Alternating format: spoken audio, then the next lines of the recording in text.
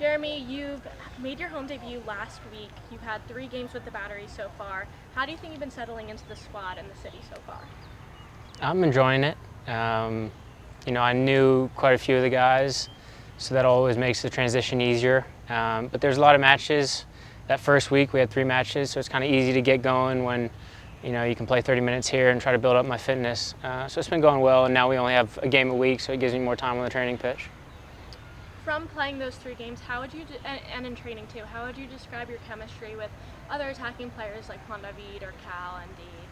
I think that's something that takes time to build. It's getting better, but it's not going to happen in 2 weeks. And you got to get used to each other, where they want the ball, where I want the ball, what kind of runs they're making. So all those different things take time, and it's easier to do when you have a bit of time on the training pitch. Do you feel like your connection with Aaron has kind of just like glided right back into place? Yeah, when you play with guys like Aaron, Chris Allen, Graham for 2 years, you kind of know what they're going to do when they get the ball, and they know what you're going to do. So I can make a run before Aaron's even looking up, and just makes it a split second faster. You've played in several different systems throughout your career. You just came from Europe. What kind of sticks out to you about Coach Pierman's style and this team's identity? I think as much as people talk about systems, at the end of the day, you just want to win. Whether you grind it out or play a beautiful game, you're going to do whatever it takes. And I think that's Ben's defining trait as a coach. But this team does whatever it has to win. And against NCFC, we kind of dug it out. It wasn't a clean game. It was boring. And against New Mexico, I'm sure they'll have plenty of the ball. We'll have some of the ball too, but we're going to be tight defensively and tactically, astute, and we'll see what happens. For the New Mexico game, you guys are cross-country traveling. It's 9 p.m. Eastern time, which is a little bit later than what you guys are usually used to.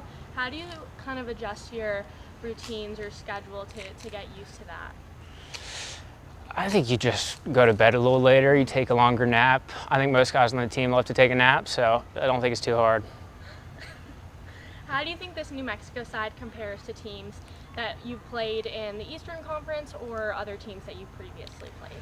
They're definitely different to a lot of teams in the USL. They play out of the back 10 times out of 10. They put the ball at a bit of risk, and most of the time they're successful, but sometimes they're not, and so that's what we're going to try to do, is press them and see if we can nick one here or there. But they're a good team. They've proven it over the past few years, and it's a tough place to go play. They got good fans, the altitude, and some very good players. New Mexico and Charleston both have 2 wins and 2 losses. The last 2 times you guys played them were wins.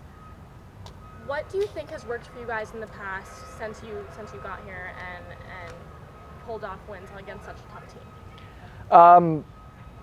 Look, I think over the last couple of years we've been doing a few East and West crossover games, and the New Mexico Charleston Battery rivalry has something special to it, whether it's the black and yellow, whether it's the history of the clubs or the intensity. But we were able to beat them here at home last year, and now we're going to their place where they're special, and they've been very high level for a long time, but especially this year under Dennis. So we know the way they want to play. We know what they want to accomplish, and the interesting part is that they know that everybody knows the way they want to play. They're just really good at it, and they go do it, and at home they're exceptional at it. So we're going to have to play a very well-balanced game. 2 of the higher possession teams in the league that want to be brave and have the ball. But also 2 teams that need to win and are going to go for it, in 2 teams at the top of the table. They played San Antonio, which pushed them to the top of the Western Conference. We're sitting second in the East. What are you expecting from a tough matchup between 2 of the top clubs in each conference? Like I said, New Mexico's very deliberate the way they play. They're extra aggressive at home. They'll have a huge crowd, tough place to play with the heat and the altitude. But like we said, they want to move the ball. They want to be brave. They're number 1, I believe, in the whole league in possession. So they're very intentional with the way they build, and they draw the opponent out to get behind them. So we're going to have to be buttoned up if we press high. If we defend in midfield, we're definitely going to have to defend our box like animals. But even more importantly, it's going to come down to what we do when we have the ball, whether that's in transition, whether that's build up, or whether that's moving them from side to side in midfield to try to get behind them ourselves. One of their defenders was just nominated for the mid-season Defender of the Year award. How do you plan to approach breaking down such a tough defense led by an impressive backline player? Yeah, Talon Maples is good. He's probably been the Defender of the Year so far in the whole league.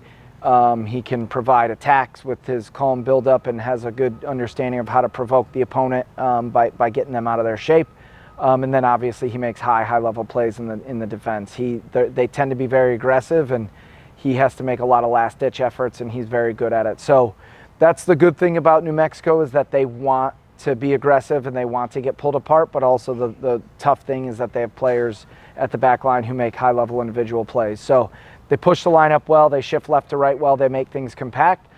Maybe they'll be open in behind, or maybe they'll get worn down, but like you said, they're very tough defensively, very well organized, shift their lines quickly, and they make big plays, and then they've got a good goalkeeper behind them as well. This game with the time difference is going to be set for 9 p.m. Eastern time. How do you and the staff prepare the team physically and mentally for cross-country travel and a little bit of a time difference? Yeah, we've played a lot of road games lately.